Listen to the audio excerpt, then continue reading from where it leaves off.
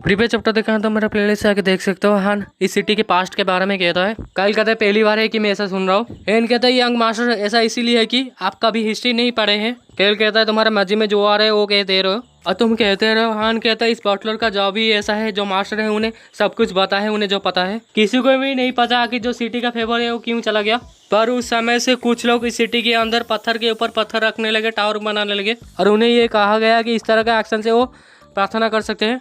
कल कहता है क्या उनका उम्मीद सच हो गया। हान कहता है नहीं, बल्कि उन्होंने जितने भी प्रेयर किया था उनका आंसर नहीं मिला। इसी वजह से पर्सनल सिटी में कोई भी टेम्पल नहीं, यहाँ पे सिटी का नाम चेंज किया गया है। काल कहता है कि गॉड ने अगर डिसाइड कर लिया कि हम सबको त्याग कर देंगे तो फिर उन्हें पूछने की कोई ज़रूरत नहीं है, कोई वजह नहीं है। हैन कहते हैं मुझे पता है हमारे यंग मास्टर काफ़ी स्मार्ट है, पर उन्होंने कभी पढ़ाई नहीं किया है। काल कहते हैं बकवास करना बंद कर। इसी वजह से इस सिटी में टेम्पल नहीं है, यहाँ पे रॉक टावर है और ये प्रॉमिस को दिखाता है और ये जो प्रॉमिस है लोगों के बीच में है और ये प्रॉमिस खुद के लिए भी है। काल पूछा आखिर किस तरह का प्रॉमिस। हैन कहता है अगर एक इंसान अपनी इच्छा पूरी करना चाहता है तो उसे रॉक टावर को डिस्ट्रॉय करना पड़ेगा।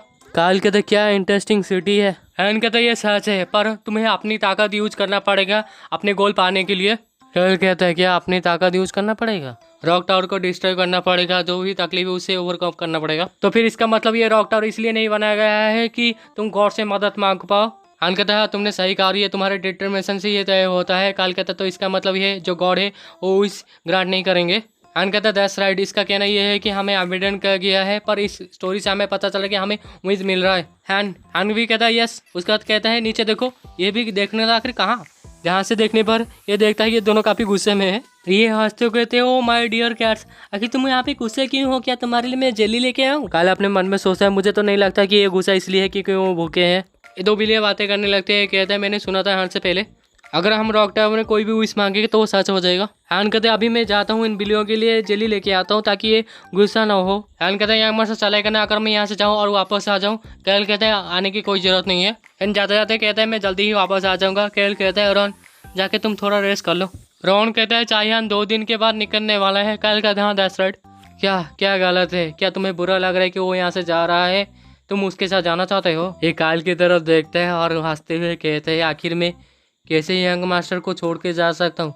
मेरी इच्छा ये है कि मैं यंग मास्टर के साथ हमेशा ही रहूँ। ये स्माइल देखने के बाद काल को तो गूज़बम्प आने लगते हैं। रॉन कहता है मुझे लगा था अगर वो हमारे साथ जाएगा तो अच्छा होगा, जाने से पहले मैं उससे जाके बात करता हूँ और मुझे लगता है बैकरॉक इसी वजह से शायद डिसअपॉइंटेड होगा।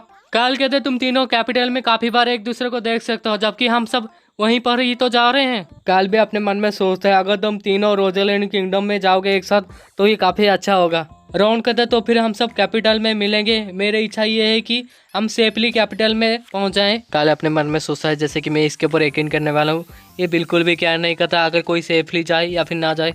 उसका तो वो वहाँ से चला जाता है और ये 2 बिल्लियाँ रोते हुए कहते हुए झूठा सबसे बड़ा झूठा है, मैं उसके ऊपर यकीन नहीं करता बटलर के ऊपर। काल सोचते लगता है मुझे वो याद है, वो जो पर्सन है वो इंसान शायद 150 साल जिया था। काल बता दे ये जो पावर है एंसेंट पावर, ये छोड़ा गया नेचुरली जो एक बूढ़ा मरने के बाद फर्टिलिटी ऑफ द हार्ट। वो इंसान यकीन कर रहा था वो जो पावर है वो कोई कर्स है। जैसे ही दरवाज़ा खोलता है उसके सामने इस बार हान होता है। काल अपने कोट को एडजस्ट करते हुए कहते चलो रॉक टावर देखने के लिए चलते हैं।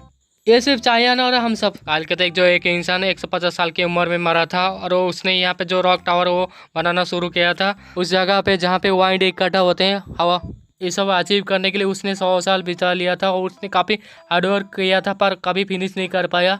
आखिर क्या है जो उसके लिए वो प्यार कर रहा था और मैं भी बिल्कुल भी क्या नहीं करता आखिर किसकी वजह से वो कर रहा था, पर मैं ज़रूर चेक करना चाहूँगा। ऐसा भी हो सकता है मैं बनाने के बाद वो काफ़ी खूबसूरत दिखेगा। बाहर आने के बाद काल सोचता है लगता है आज कुछ ज़्यादा ही गर्मी हो रहा है। काल चारों तरफ ऐसे ही देख रहा है, तभी उसका नज़र किसी के ऊपर पड़ता है और सोचता है हाँ ये रहा। काल बताते हैं मार्किस साउंड फैमिली का ये टेलर बड़ा बेटा है और एक केज और एक प्रिस्टेस। मैं यहाँ पर आया था रॉक टावर देखने के लिए, पर इसके साथ साथ मेरा ये भी उम्मीद था कि ये दोनों को मैं देखूँ, जबकि मुझे सिर्फ ये पता है कि आखिर वो क्या ढूंढ रहे हैं। टेलर पूछता है केज आखिर हम यहाँ पर क्यों आए हैं, और ये लड़की कहती है क्योंकि कुछ बेकार के मैसेज की वजह से जो गॉड से जो भी हो जाने दो, मुझे यहाँ पे आना पड़ा क्योंकि मैं बार बार सेम ड्रीम देख रहा हूँ कुछ रातों से, इसलिए मुझे यहाँ पे आना पड़ा। उसने हमें ये कहा था हमारा जो फ्यूचर बेनिफिशियरी है वो यहाँ पर आने वाला है, इसलिए हमें यहाँ पर जल्दी से आना पड़ा, पर उसके बारे में हमें कुछ भी नहीं पता, कुछ भी मेंशन नहीं किया था आखिर वो पर्सन क्या करने वाला है। टेलर कहते हैं यहाँ पर एक पर्सन है जो गॉड भी प्रेडिक्ट नहीं कर सकते, कैच कहती है मुझे नहीं पता, गॉड भी जो कहते हैं उनमें से आधा बुलशिट होता है। टेलर कहता है ऐसा मत कहो, ये गॉड की बातें हैं। उसके अलावा हम यहाँ पे सीक्रेट रख रहे हैं ना कि हम यहाँ पे गॉड की बातें सुन सकते हैं। केस कहती है आखिर कौन केयर करता है, जैसे कि गॉड इस सिटी में आने वाला है और ये जो बात है ये सही टर्म भी नहीं है। ऐसा नहीं कि वो हमें खिला देगा, उसके साथ ऐसा कोई इंसान नहीं है जो सच में हमारी मदद कर सकता है, इस तरह के सिचुएशन से हमें बाहर निकाल सकता है। यहाँ पे ट्रांसलेटर ने बताया जो वार्ड है जो बातें हैं ये सोल को दर्शाता है। टेलर कहता है अभी मुझे काफ़ी भूख लग रहा है, चलो चलते हैं जाके कुछ खाते हैं। केज मुझे सडनली ऐसा लग रहा है कि जैसे मैं बियर पी रहा हूँ। केज कहते हैं रियली, ऐसा लग रहा है कि तुम मेरे लिए सुट्टा मार रहे हो। उसके बाद जोर जोर से दोनों हंसने लगते हैं। टेलर कहते हैं देखो ये कितना ग्रेट कंपटीशन है, लगता है ये हमारे लिए है, चलो चलते हैं। केस कहती है चलो इस प्रिंसेस को एस्कॉर्ट करने दो इस सेंचुरी को। उसके बाद दोनों ऐसे ही गुनगुनाते वहाँ से चले जाते हैं। काल इन दोनों की तरफ देख के सोचता है अभी मुझे याद है इनके जो चेहरा, जबकि वो दोनों मुझे नहीं जानते हैं तो फिर मैं उन्हें अवॉइड ही करता हूँ, उन दोनों से नहीं मिलता हूँ। हैन कहते हैं यंग मास्टर केल, अभी मैंने जो देखा वो एल्डेस्ट सन था मार्किस सन फैमिली का। केल कहता है आखिर तुम्हें कैसे पता? हैन कहता है क्योंकि सारे जो भी इंफॉर्मेशन सारे नॉवेल्स की वो सारे मेरे दिमाग के अंदर है। उस इंसान का जो व्हीलचेयर है उसके ऊपर मार्क था रेड स्नेक का, और ये मार्किस का जो उनका मार्क है तो मुझे पता था। कायल ताना मारता है। हैन हंसते हुए कहता है तो फिर आपका क्या प्लान है? कायल कहता है उन्हें इग्नोर करो। उस वजह से कायल उस जगह पे आ जाता है और अपने मन में सोच रहा है ये जो जगह क्या यही जगह है? ये देखने से तो काफ़ी नॉर्मल लग रहा है। ऐसा नहीं कि मैं यहाँ पे उम्मीद करता कि यहाँ पे कोई एंशिएंट आर्किटेक्चर होगा, पर ये कुछ ज़्यादा ऑर्डिनरी नहीं है। ये दो बिलियन भी कहते हैं ऐसा लग रहा है हमें कि हम डिसअपॉइंट हो गए यहाँ पर आके। चायन आगे बढ़ता है। काया अपने मन में सोचता है ये क्या कर रहा है कि ये विश मांगने वाला है। चायन आगे बढ़ता है और प्रेयर करने लगता है। काया अपने मन में सोचता है शायद वो वापस घर जाने की विश कर रहा होगा। चायन काफ़ी डिफरेंट है मेरे से तो। किम रुक्सुसो वो एक ऐसा है जो खुशहाल परिवार में बड़ा हुआ है, जो कि उसे किसी भी बुरी हालत में उसे बचाने के और सर्वाइव करने के लिए उम्मीद दी है। चायन कहता है कैल कहता है क्या कुछ है जो मैं तुमसे पूछना चाहता हूँ और रिपोर्ट करना तो क्या कहूँ। काला अपने मन में सोचता है अरे फिर से मुझे यहाँ पे बुरा महसूस हो रहा है, पूरा फीलिंग आ रहा है अभी।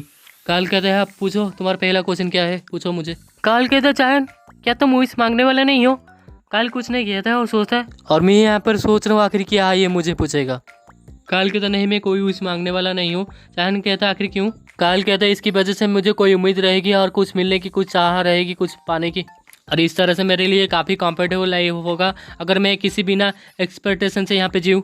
काल यहाँ पे एग्जांपल देता है अगर तुम एक लॉटरी टिकट लोगे और उम्मीद करोगे तुम यहाँ पे 100 जीतोगे पर तुम 500 मिलेगा तो उसका जो मज़ा कुछ अलग ही लेवल का होगा। पर अगर मैं यहाँ पे उम्मीद करूँ कि मैं ग्रैंड प्राइज जीतूँ पर अगर सिर्फ 100 ही जीतूँ तो मुझे काफ़ी निराश होगा, मुझे इससे काफ़ी डिसअपॉइंट महसूस होगा। पीछे से हैन आ जाता है और कहता है कि मास्टर कायल आप सच में सही हो, इस दुनिया में काफ़ी सारे सपने और काफ़ी सारे होप्स उम्मीदें हैं। कायल कहता है बातें करना बंद करो, जाके घूमो या आसपास के नज़ारा देखो। उसका तो 2 बिल्लियों को लेके वहाँ से चला जाता है और जो चायन है वो कहता है फाइनली मैं जो कहना चाहता हूँ अब मैं यहाँ पे कह सकता हूँ, जो ड्रैगन है एक्चुअली सिटी में एंटर कर चुका है। काल कहते तो फिर ऐसा दिखाना जैसे तुमने नोटिस नहीं किया। चायन कहता ठीक है। काल अपने मन में सोचता वो कमीना साला अभी तक मुझे फॉलो करते करते यहाँ पे आ गया। उसके सामने उस ड्रैगन को देखा था, ये तो मुझे पॉपुलर जैसे लग रहे हैं। गुसेल रात, how to train your dragon, night fury, और यहीं पे ये चैप्टर खत्म।